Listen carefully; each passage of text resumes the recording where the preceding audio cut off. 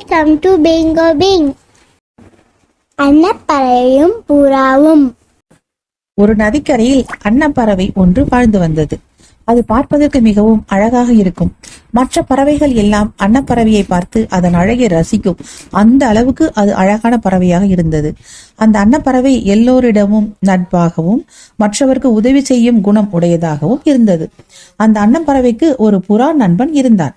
அன்னப்பறவை எப்போதுமே மற்ற நண்பர்களிடம் நாம் மற்றவருக்கு உதவி செய்ய வேண்டும், எல்லோரிடமும் அன்பாகவும் நட்பாகவும் பழக வேண்டும் என்று அறிவுரை சொல்லிக் கொண்டே இருக்கும். ஒரு நாள் வேட்டைக்காரன் காட்டில் வேட்டையாட வந்திருந்தான். அவனுக்கு வேட்டையாட எந்த ஒரு பறவையும் விலங்கும் கிடைக்கவில்லை. அவன் கோபத்தில் அங்கேயும் இங்கேயும் சுற்றி கொண்டே இருந்தான். வெயிலின் தாக்கமும் அதிகமாக இருந்தது. கடும் வெயிலினால் அந்த வேட்டைக்காரனும் களைப்படைந்து ஒரு மரத்தடியில் ஓய்வுக்கு அமர்ந்தான். வேட்டைக்காரன் ஓய்வெடுத்துக் கொண்டிருந்ததை அதன் மரத்தின் கிளையில் அமர்ந்திருந்த அன்னப்பறவை பார்த்து கொண்டிருந்தது. அன்னப்பறவை வேட்டைக்காரன் கீழே களைப்பாக இருப்பதை பார்த்து மேலே கிளையில் இருந்து கொண்டு தன் சிறகினால் அவனுக்கு காற்று வீசி கொண்டிருந்தது. அந்த காற்றின் குளிர்ச்சியினால் அந்த வேட்டைக்காரன் அப்படியே தூங்கிவிட்டான். அப்போது புறா அங்கே வந்து அன்னப்பறவையிடம் கேட்டது, நண்பா, உனக்கு இவ்வளவு பெரிய மனசா? இந்த வேட்டைக்காரன் மற்ற பறவைகளை எல்லாம் வேட்டையாடுபவன், நமக்கு தீங்கி இழைப்பவன், அவனுக்கு நீ உதவி செய்கிறாயே என்று கேட்டது. அதற்கு அந்த அன்னப்பறவை, நண்பா, வேட்டையாடுவது அவனுடைய தொழில், அதனால் நாம் அவனை தவறு சொல்ல முடியாது.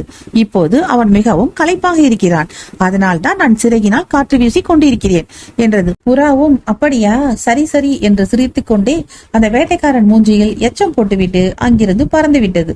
முகத்தில் எச்சம் விழுந்தவுடன் வேட்டைக்காரன் கண் விழித்து பார்த்தான். கண் விழித்து பார்த்த போது மேலே கிளையில் அன்னப்பறவை அமர்ந்திருந்ததை கண்டான். அந்த அன்னப்பறவை தான் எச்சமிட்டது என்று கோபத்தில் தன் அம்பை எடுத்து அந்த அன்னப்பறவை மீது எய்தான்.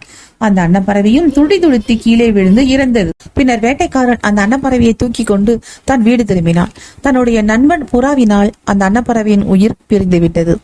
இதிலிருந்து நாம் தெரிந்து கொள்வது, நாம் நல்லவர்களாக இருந்தால் மட்டும் போதாது, நல்ல நண்பர்களோடு இருக்க வேண்டும். நண்பர்களால் ஏற்படும் பிரச்சனைகளுக்கு தண்டனையை நாம் அனுபவிக்க நேரிடும். Thanks for watching.